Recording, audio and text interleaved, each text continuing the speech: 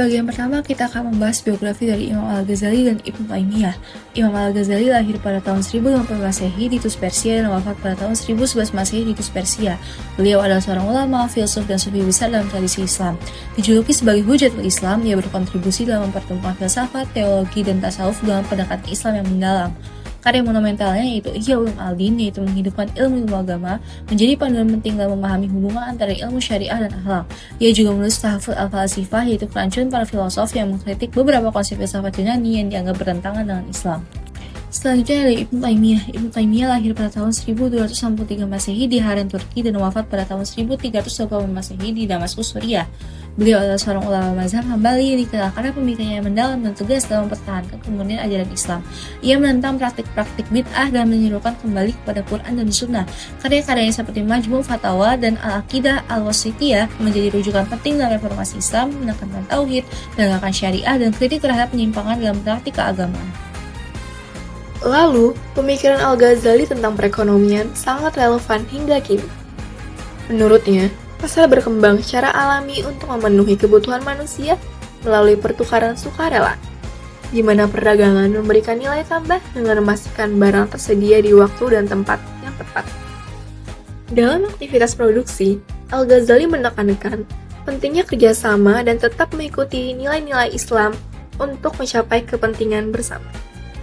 Kemudian, ia juga menjelaskan bahwa uang adalah penemuan besar yang mempermudah perdagangan. Dengan uang, orang tidak perlu lagi tukar barang secara barter, yang seringkali merepotkan. Uang jadi alat yang disepakati bersama untuk menentukan nilai tukar. Selain itu, menurut Al-Ghazali, negara punya peran besar dalam perekonomian. Negara harus menjaga keadilan, keamanan, dan stabilitas supaya masyarakat bisa hidup sejahtera dan ekonomi berkembang dengan baik. Selanjutnya kita akan membahas pemikiran Ibnu Taimiyah dalam perekonomian. Di sini ada beberapa topik yang dibahas. Yang pertama adalah harga yang adil, yang kedua ada mekanisme pasar, yang ketiga ada peran negara, yang keempat ada hak milik, yang kelima ada keberkahan dalam ekonomi, yang keenam ada larangan riba, yang ketujuh ada kebebasan ekonomi, yang terakhir ada pembangunan berkelanjutan. Yang pertama ada harga yang adil. Ibnu Taimiyah berkata, kompensasi yang setara akan diukur dan ditaksir oleh nilai yang setara. Itulah esensi dari keadilan. Keadilan yang dikehendaki oleh Ibnu Taimiyah berhubungan dengan prinsip la dororan, yakni tidak melukai dan tidak merugikan orang lain. Dengan berbuat adil, maka tidak akan terjadi kezaliman. Kedua ada mekanisme pasar. Ibnu Taimiyah juga memiliki pandangan yang jernih dalam sebuah pasar bebas. Menurutnya, naik dan turunnya angka dari sebuah harga tidak selalu berkaitan dengan kezaliman atau zulm yang dilakukan oleh seseorang, meskipun alasannya adalah adanya kekurangan dalam produksi atau penurunan impor dari barang-barang yang diminta. Yang ketiga ada peran negara. Ibnu Taimiyah menganggap penting peran negara dalam mengatur ekonomi untuk memastikan keadilan dan kesejahteraan masyarakat. Negara harus bertindak sebagai pengawas untuk mencegah penipuan dan praktik tidak etis dalam perdagangan. Yang keempat ada hak milik.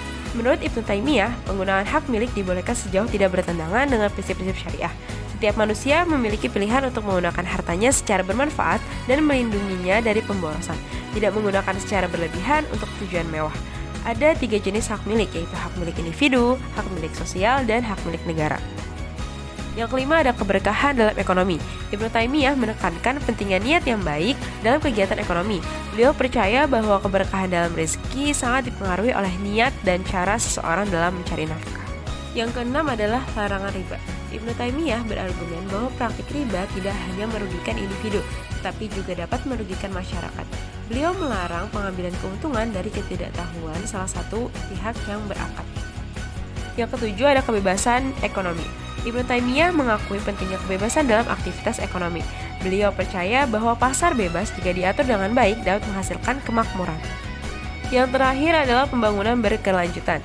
Pemikirannya juga mencakup gagasan tentang pembangunan berkelanjutan, di mana sumber daya alam harus dikelola secara bijaksana dan bertanggung jawab.